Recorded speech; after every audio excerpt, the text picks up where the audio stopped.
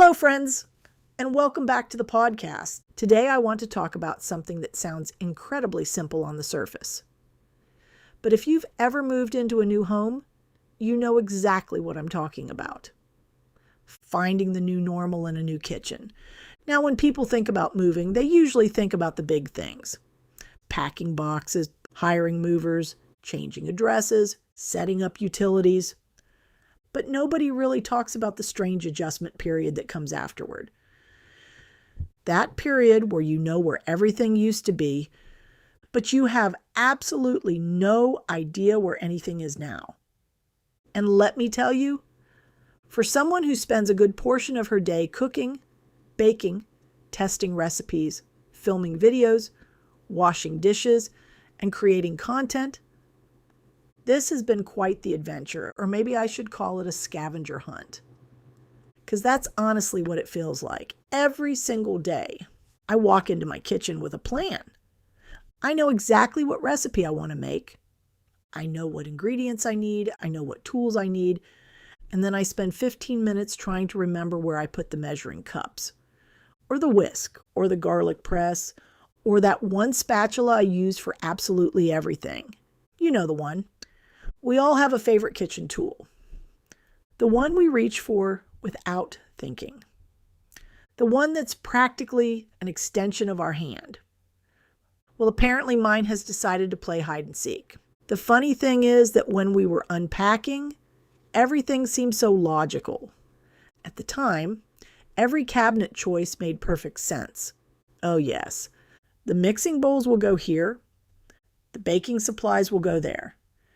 The spices will fit perfectly in this cabinet. I was feeling pretty confident.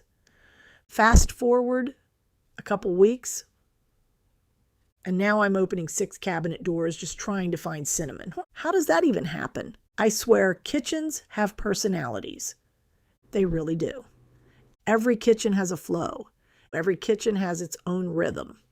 And when you move into a new one, you have to learn that rhythm all over again.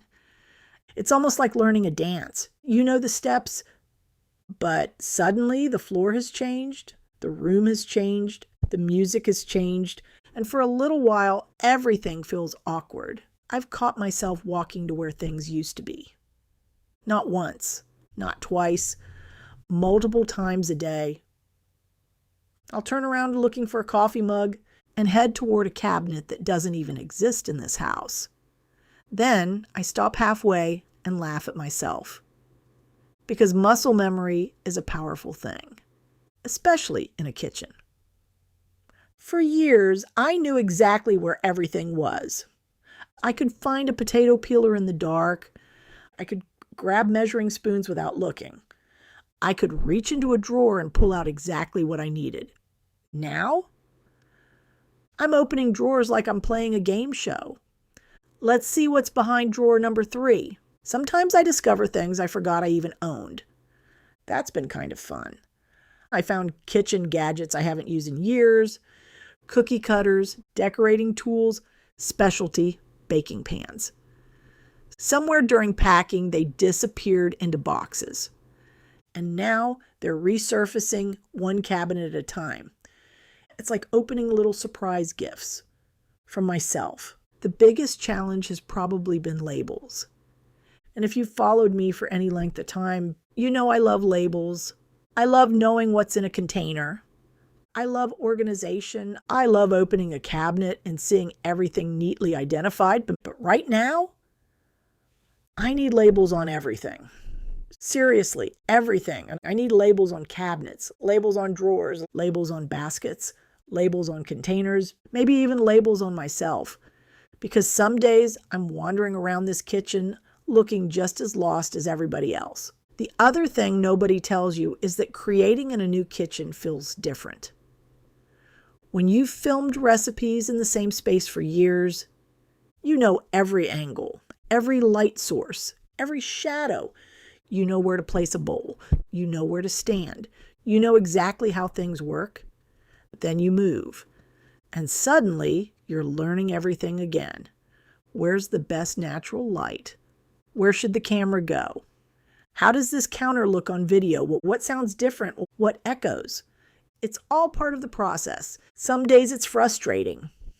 I'm not going to pretend otherwise. There are moments when I just want to make a recipe without searching for 3 different ingredients and 2 kitchen tools. There are moments when I think, didn't I just see that measuring cup yesterday? Where did it go? How can one measuring cup disappear inside a house? Then there are moments that remind me why this is exciting too. Because this kitchen is becoming mine. One day at a time. Every recipe I make here leaves a little mark. Every loaf of bread, every batch of cookies, and every soup, every seasoning mix, every video, every memory. Little by little, this kitchen starts feeling familiar. I think that's true for more than kitchens. It's true for any big change in life. We all want things to feel normal immediately.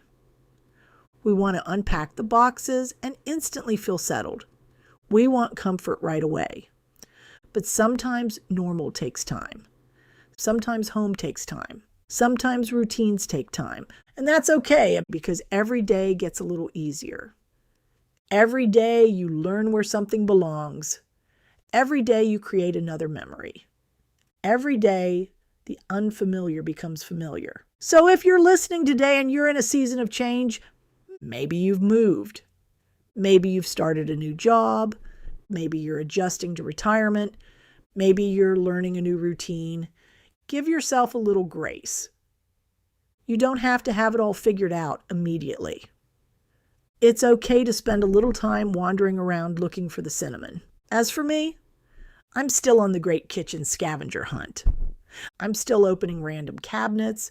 I'm still searching for things I know I own. And I'm still convinced that some kitchen gadgets can magically disappear when nobody's looking. But we're getting there. One cabinet at a time, one label at a time, one recipe at a time. And honestly, that's part of the story. Thank you so much for spending a few minutes with me today. I appreciate every one of you who tunes in each week. Until next time, be kind to yourself. Enjoy the journey. And if you happen to know where I put my measuring cups, please let me know, and I'll see you next week.